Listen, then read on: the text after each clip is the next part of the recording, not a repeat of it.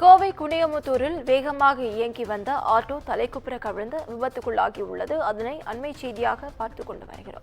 இதுகுறித்த முழு விவரங்களை வழங்க செய்தியாளர் ஞானசேகரன் நம்மோடு இணைப்பில் காத்திருக்கிறார். ஞானசேகரன், வணக்கம். விவரங்கள். வணக்கம் நவீனா. கோவை குனியமுத்தூர் விஜயலட்சுமி மில்ஸ் அருகே கார் ஒன்று திரும்பும் போது அவ்வழியாக வந்த ஆட்டோ வேகமாக வந்த வேகத்தில் மோதி விபத்துக்குள்ளானது. ஓட்டுநர் சாலையில் விழுந்த நிலையில் ஆட்டோ தானாக சாலையோரம் போய் நின்றது.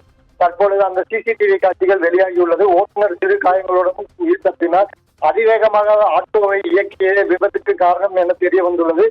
இது குறித்து தற்பொழுது குனியமுத்தூர் காவல்துறையினர் வழக்கு பதிவு செய்து விசாரணை நடத்தி வருகின்றனர். நவீனா, விவரங்களுக்கு நன்றி ஞானசேகரன்.